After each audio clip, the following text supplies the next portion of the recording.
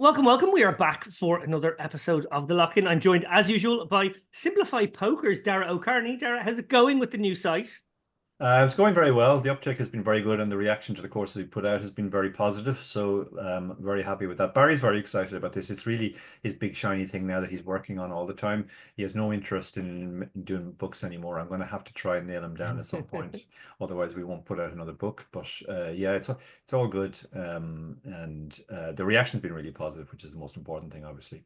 Great stuff. Well, look, we have a segment all about it on the next episode of the Chip Race, so do tune into that one. I'm looking forward to talking more about it then. Joining us this week on the show is a poker player, multi-award-winning vlogger with over 750,000 YouTube subscribers. We're very jealous of that number.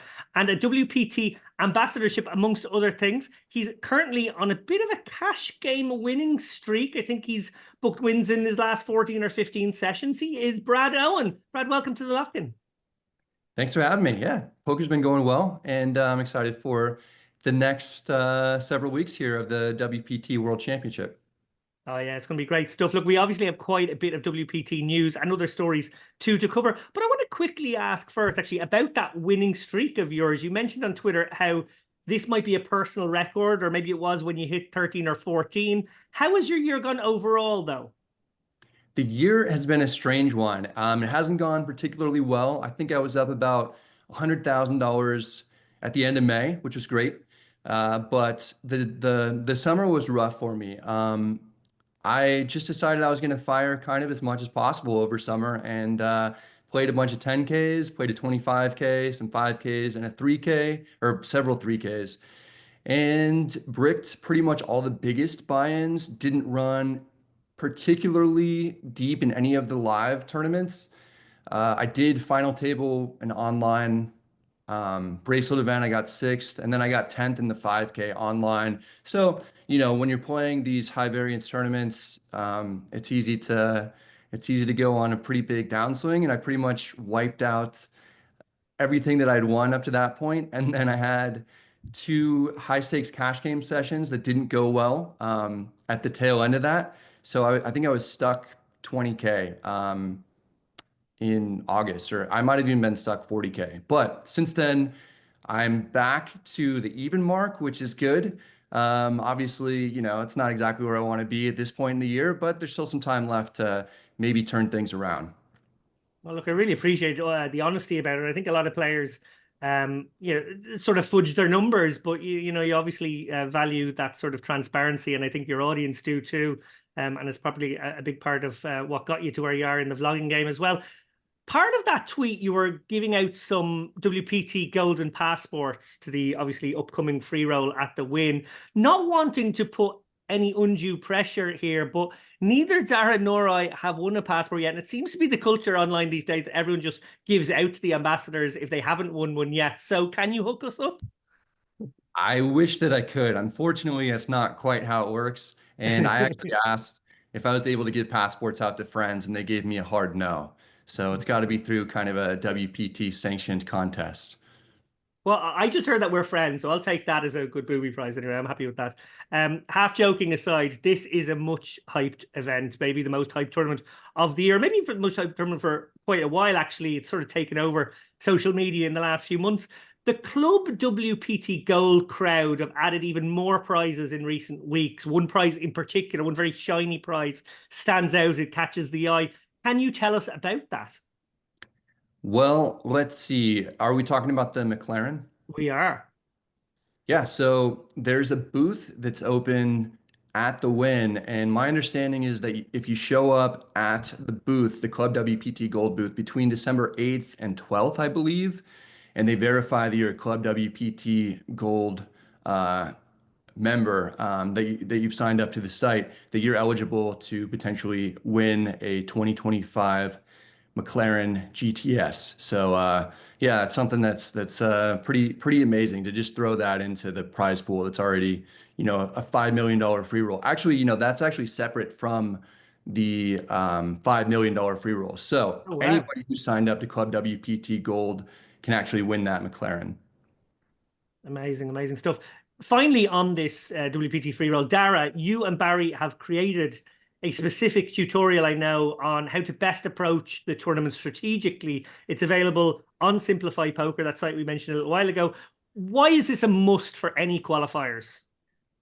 It's a must because it's such an unusual format for the free roll that they've gone with. And kudos to whoever was behind this in WPT. They've really put a lot of thought into this and they've created a really interesting format, which I think also makes the tournament much more appealing and interesting.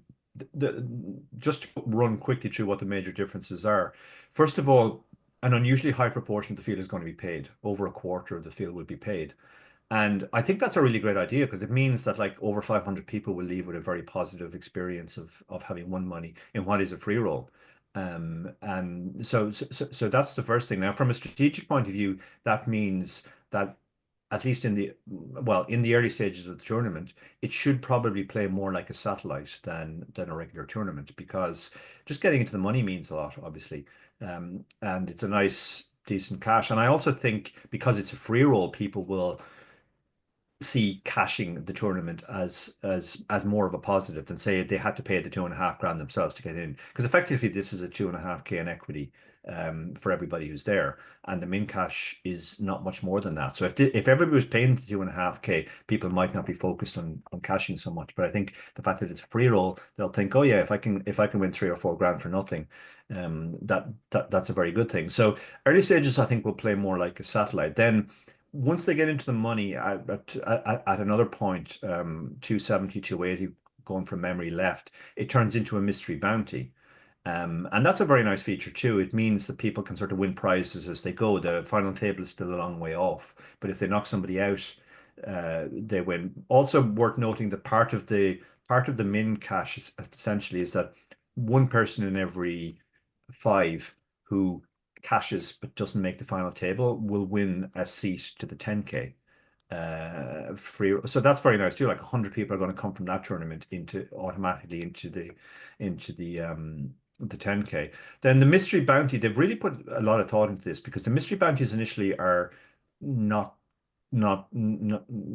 too big. They're worth in the region of a buy-in. So they're kind of like a nice bonus, but they won't change the strategy too much. Normally in a mystery bounty, by the time you hit the mystery bounty, the mystery bounty is worth several buy-ins, and therefore it really does warp the strategy. What they've done is they've held back the really big mystery bounties and also the really big prizes until the final table. And I think that's an absolutely brilliant idea because a lot of the problem sometimes with mystery bounties is as soon as the big bounty is pulled, all the air gets sucked out of the room and nobody cares anymore. I mean, we all remember that one at the WSOP where Matt pulled out the million, effectively getting more than the winner of the tournament was going to get. And guess what? Suddenly the tournament, most of the buzz was gone. This is an innovation they've gone for, where on the final table the mystery bounties are worth about 20 times what they're worth before, so they are very, very significant. It's a great innovation. I'm surprised nobody has thought about this before. I think this will be copied in future.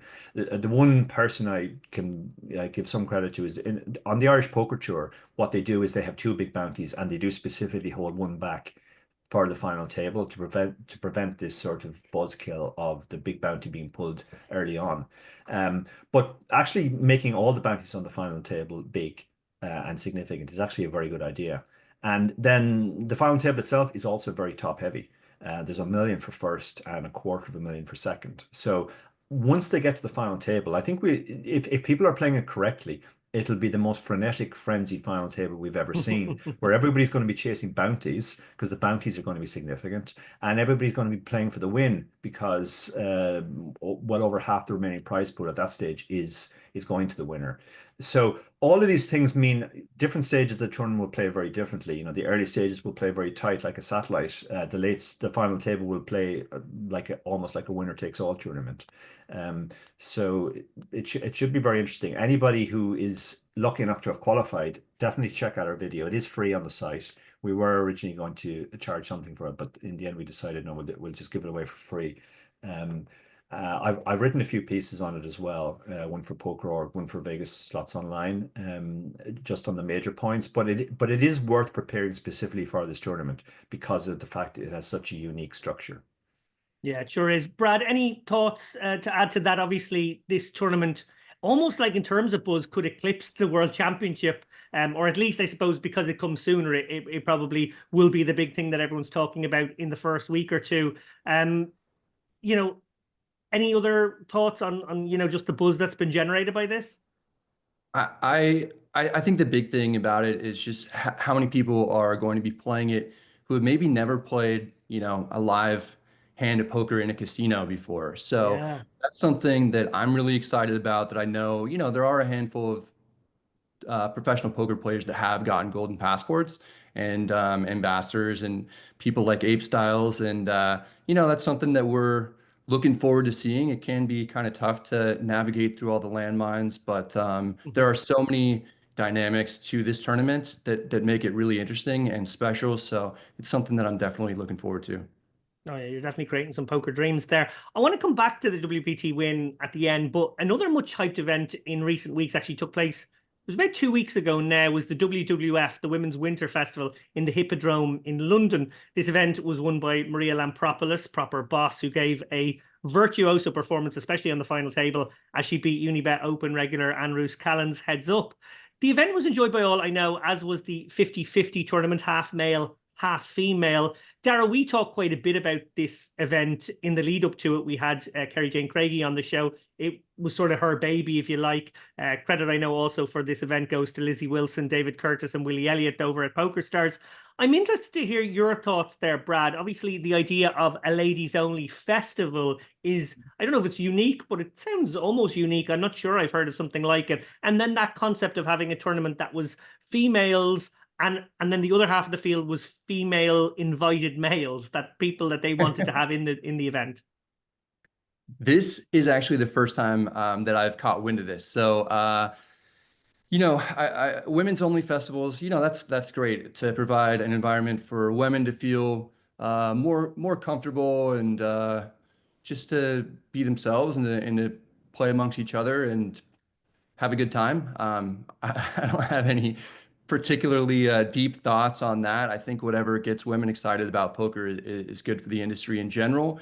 And then as far as a 50-50 tournament, that is something that is very unique. Never heard of that at all in my life. So they're not playing like a team though. They're just. There was a small team component, but basically everyone was playing just for themselves, and essentially every woman who had entered the tournament got to invite a man, so that it's kept that sort of 50-50 ratio. And then I think PokerStars might have added a couple of prizes for the longest lasting duos.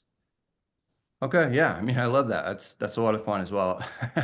Sorry, I wish I had more to say on this, but No, we appreciate your almost better that it's off the cuff. Yeah, I haven't had too much time to think about kind of every unique aspect of how that tournament would go if it's 50-50, how that changes anything. But yeah, it's pretty cool. I am curious though, how what was the ratio of men to women at the final table? So the ratio with 12 left was 6 and 6, but actually 3 women bust out in 12th, 11th, and 10th. So it ended up being 6-3 in favor of the men on the final table. But in the late stages, it was looking quite close to 50-50 along the way. And a man did win the event ultimately, but there you go. What about three-handed? I think one woman left in the final 3.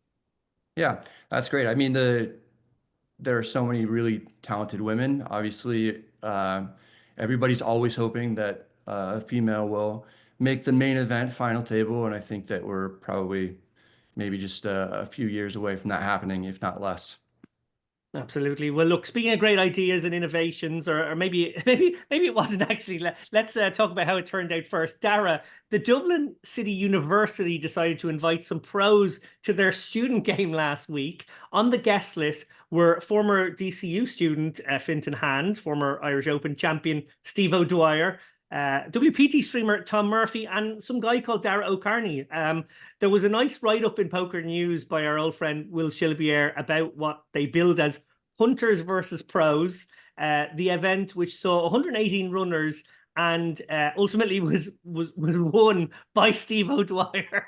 He emerged victorious out of those 118 players. How did you enjoy the night, Dara? Overall, I'm guessing it was a nice occasion, and I believe you were able to give away some Unibet prizes in the process.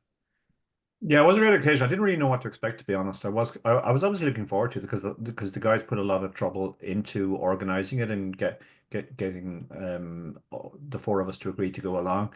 Um, and they did a lot of fun promotion based on the punter versus pros, and there was a lot of back and forth between myself and Tomo about he reckoned I was on the wrong side, but it was unfortunately I woke up that morning sick as a dog, and I spent the first hour or so evacuating the contents of my stomach while my wife said, there's no way you're going to that tournament. And I was like, I can't back out. It's a student tournament. It's just not possible. So I was a little bit hampered by illness on the day. Probably it's probably the happiest I ever was to actually get eliminated from a tournament, so that I didn't have to. I was even happier when Tomo, who was my lift at home, was eliminated too, so we were able to leave. But it was a great occasion, and the students were absolutely wonderful, I have to say. It was just so refreshing to meet people who were so enthusiastic about poker and having so much fun.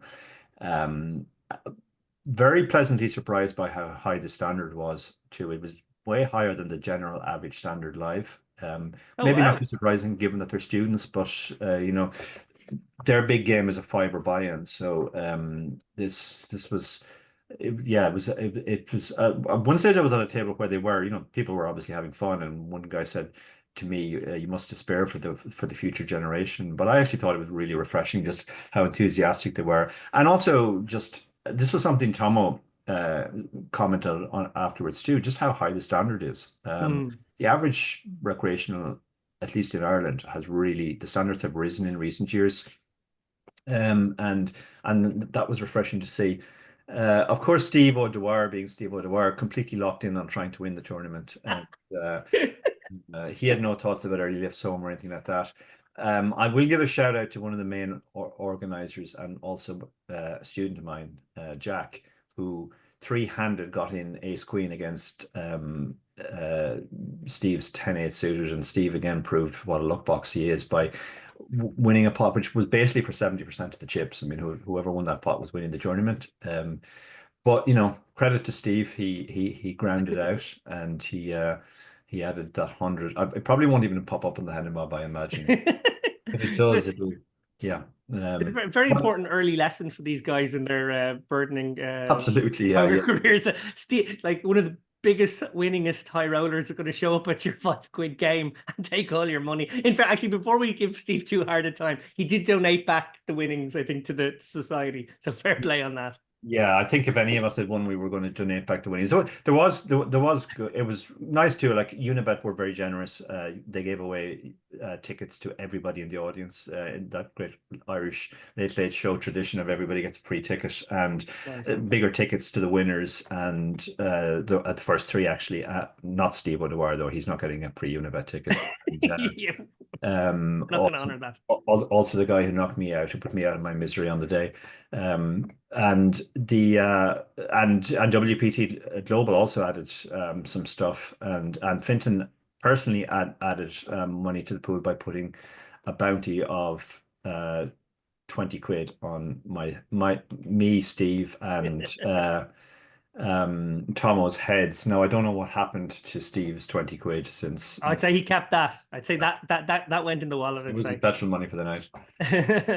Well, look, speaking of this type of outreach to, I suppose, just different parts of the community, Brad, you do a lot of pressing the flesh at meetup games around the US and occasionally further afield as well. Can you talk about those, and if you have any coming up, and maybe also reflect back on what you think of that sort of student idea? Have you ever been to a poker night of that nature?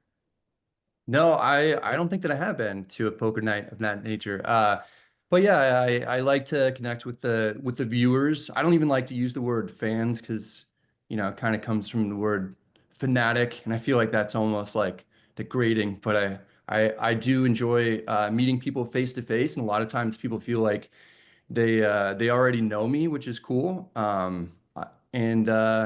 Yeah, we've got a meetup game coming up December 17th at the Wynn. This particular meetup game, I'm not sure that I want to be there for because I believe it's on day 2 of the World Championship. So I think that was just the only day that we could kind of get the cash game set up at the Win because it's obviously very busy there. But yeah, it should be a lot of fun. We've filled up the place before with Ivy and Doyle Brunson, and so those are a few of my absolute favorite poker memories. Yeah, I remember that one from a few years ago. Turning now to some big news, or at least it was in my book, as of 2 weeks ago, following a meeting and a vote by the members of the International Mindsports Association, or IMSA, poker is now an officially recognized mind sport. The game has finally joined chess, bridge, mahjong, and go as a mental sport that requires skill, strategy, and concentration. This categorization is important for poker, which exists in the overlap, I suppose, of skill game and gambling. So credit to the World Poker Federation, a transcontinental network of 49 different national poker federations, which lobbied and campaigned for this ruling. Dara, what did you make of this story? Obviously, for us poker players, it's confirmation of what we already believe about the game, but it is still an important step, right? Yeah, I mean, we obviously know that it is a mind sport, in the sense that it's possible. It's a strategy game essentially. You can have an edge, unlike betting on roulette or anything else. Despite what some people might tell you, where they might feel edges are possible, but they're not really.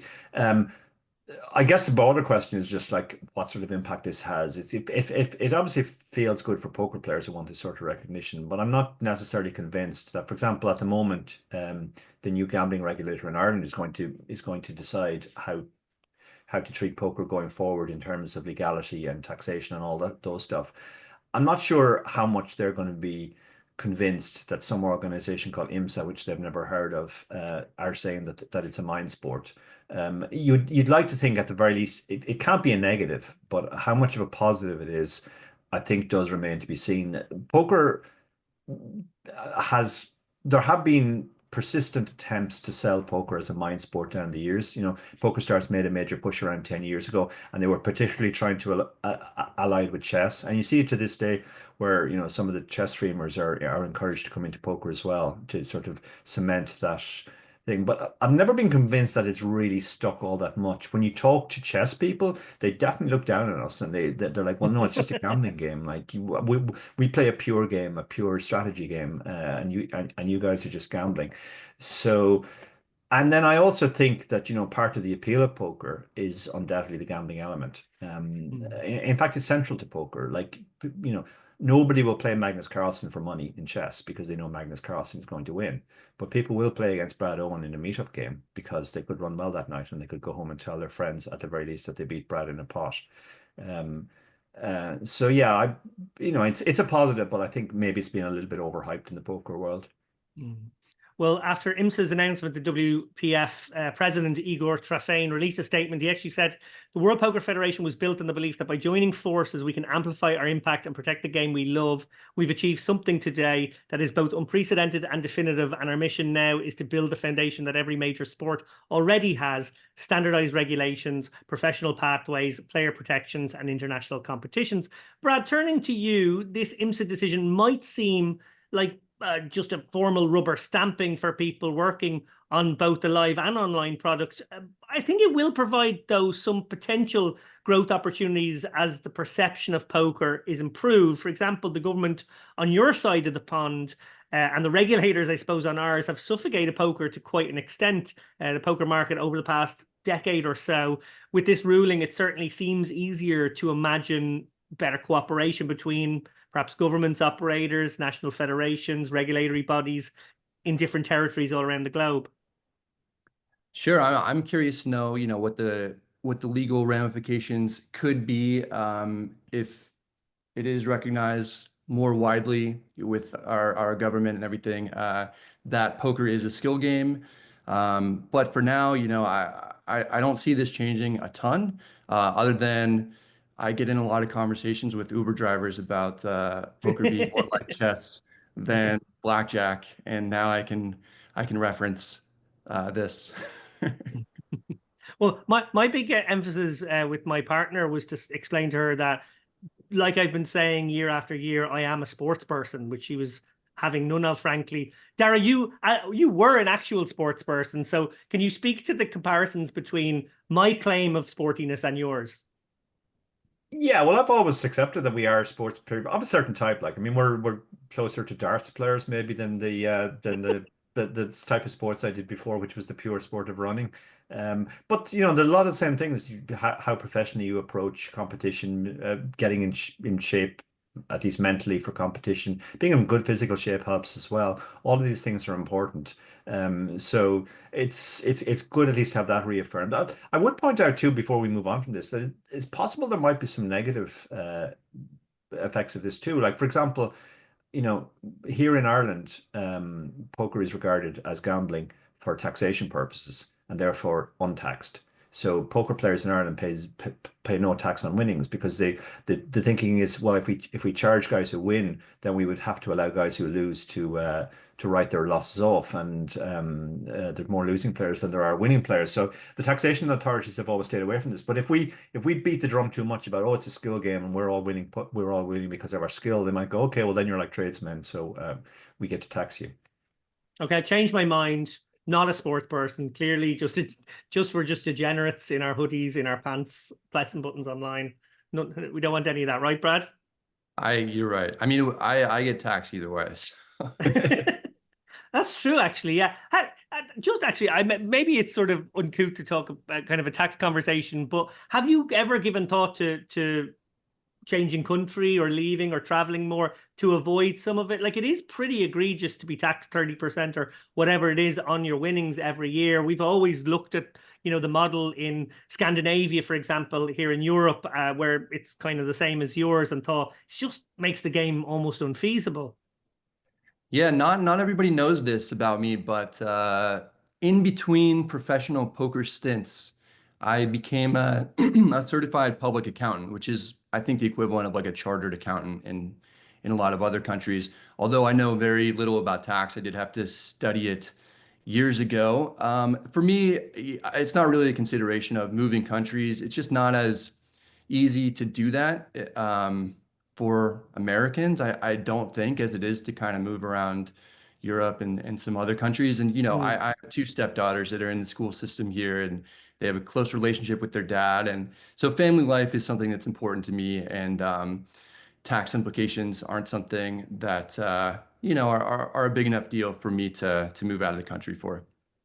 Fair play, fair play. Well, look, I said we'd get back to the WPT World Championship last year. Main event there had a 40 million guarantee. Obviously, famously fell slightly short of that number. No guarantee this time, but perhaps like the WSOP or some of the other WPT events, it doesn't really need one. Even with some competition, obviously, in Europe from the Stars event in Prague and the Bahamas. It's an established tournament now, and it's probably going to get a prize pool of like 35 million-ish, right, Brad?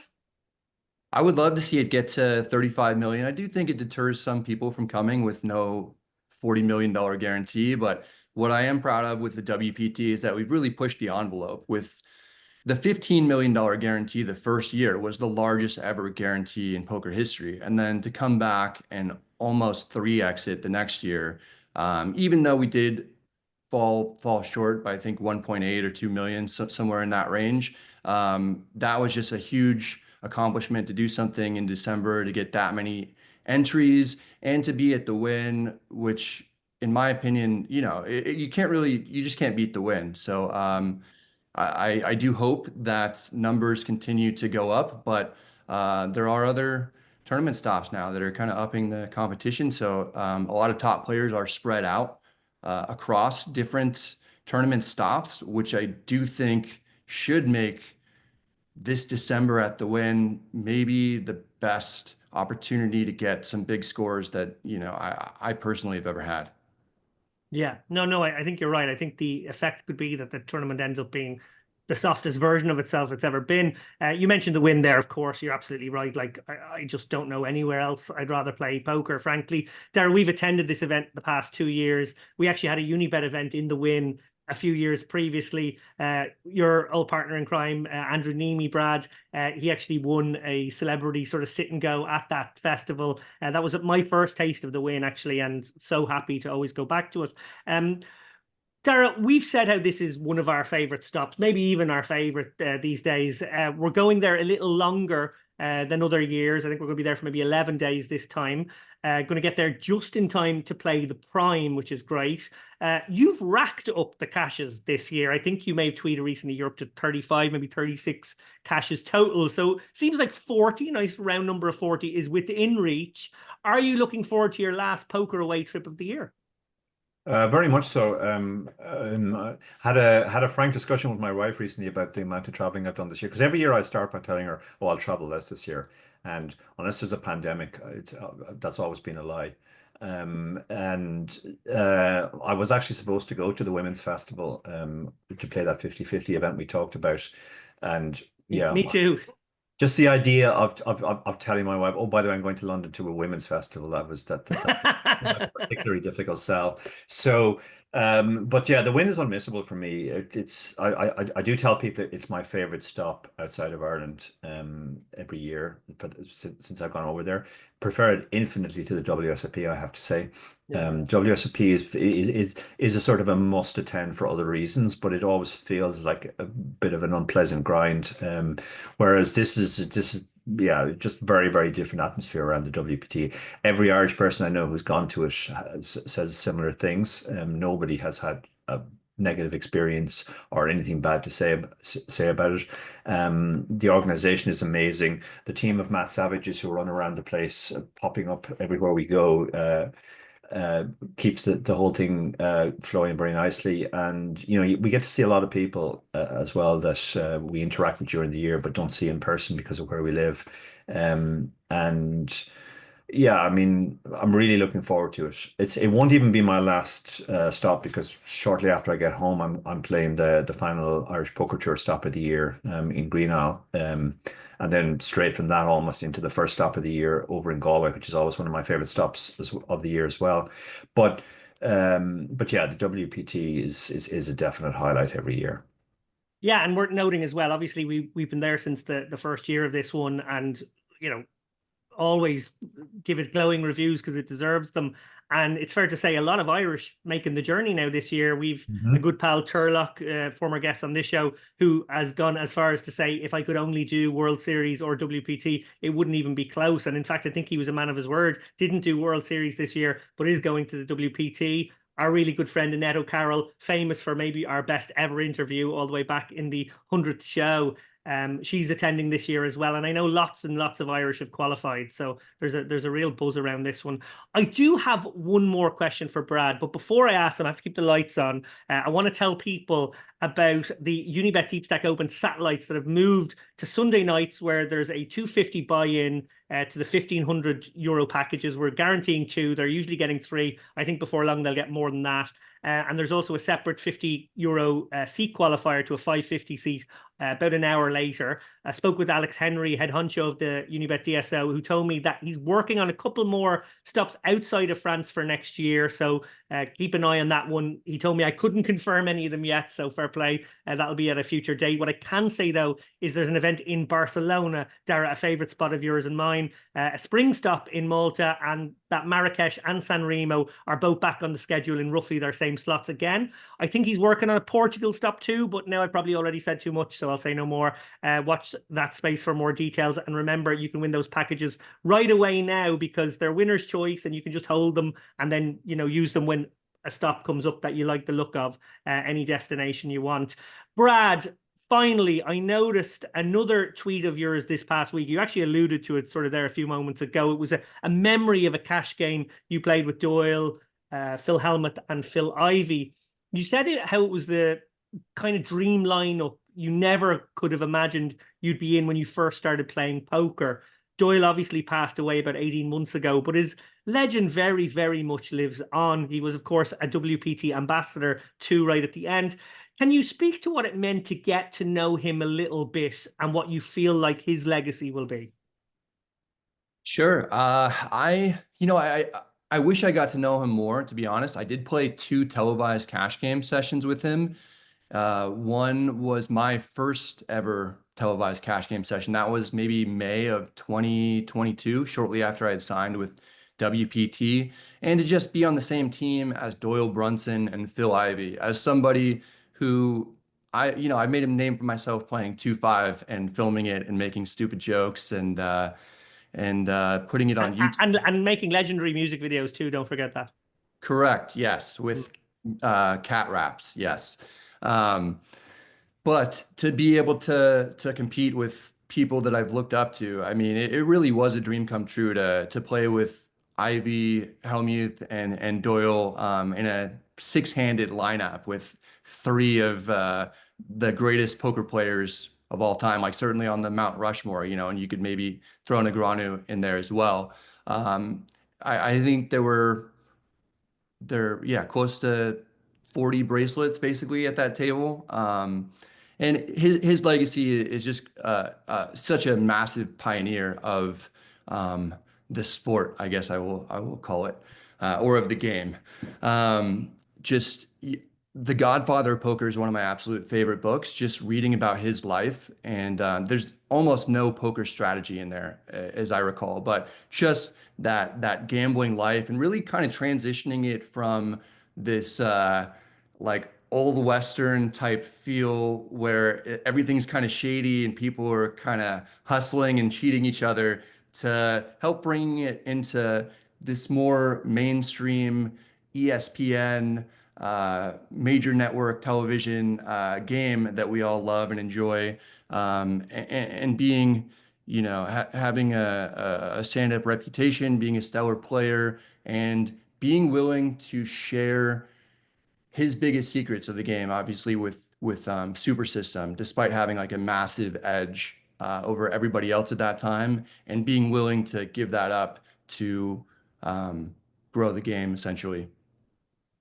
Well, look, on that extremely fitting note, Brad Owen, thank you so much. We look forward to seeing you next week at the Win. If we don't make day 2, we will try and get into your meetup game. We'll be love to hang out there.